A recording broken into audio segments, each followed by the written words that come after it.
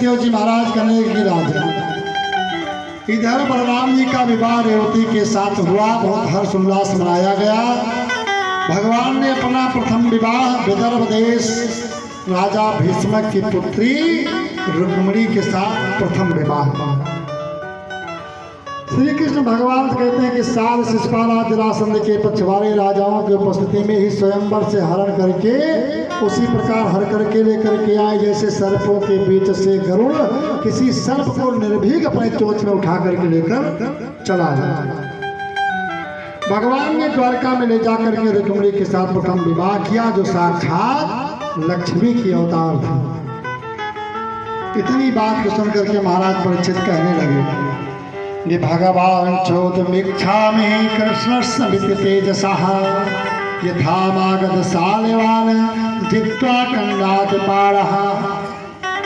हे प्रभु, हे गुरुवर, भगवान श्री कृष्ण मगध राजा शिशुपाल और साल राजाओं को जीत करके रुक्मिणी के साथ प्रथम विवाह कैसे किया, आप तो थोड़े ही समय में चट करके कथा विस्तार पूर्वक कहने की कृपा करें।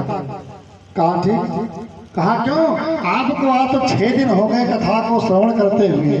अन्न जल का त्याग करके आप एक आसन पर बैठ करके भगवान की कथा को श्रवण कर रहे हो। कहा प्रभु, कथा सुनते सुनते मन तृप्त नहीं होता, हम चाहते कथा अनवरत चलती ही रहे।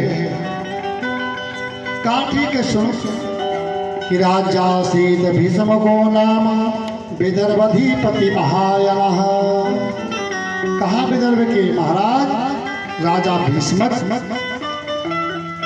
अत्यंत बलवान विदर्भ नरेश भीष्म के 5 पुत्र थे, रुक्मी, रुक्मरथ, रुक्मबाहु, रुक्मकेश और रुक्ममाली। एक छोटी कन्या सर्वांग सुंदरी रुक्मिणी। एक दिन महाराज भीष्म के दरबार में शब्द सुनाई पड़ा, श्रीमन्नारायण नारायण नारायण, श्रीमन्नारायण नारायण नारायण,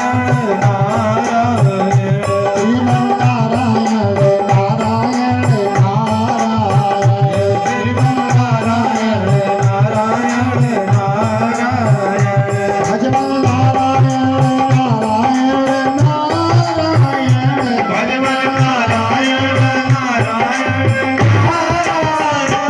श्रीमन्नारायण नारायण नारायण, श्रीमन्नारायण नारायण नारायण। बाबा नारद जी नारायण नाम ध्वन करते हुए महाराज भीष्म के यहाँ पहुंचे, उनका भगत हुआ, स्वागत हुआ।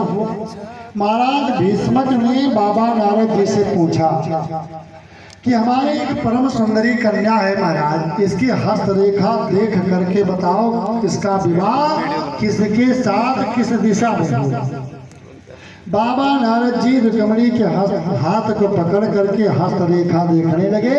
देख करके कहा महाराज, आपकी पुत्री तो साक्षात, और तुरंत संकल्प किया कि सुन रुक्मिणी मन में व्रतधारी, मोह पर पति श्री कृष्ण मुरारी।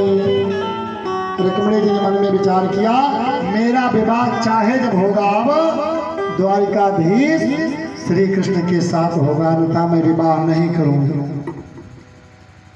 श्री कृष्ण को ही पति के रूप में वर्ण कर लिया।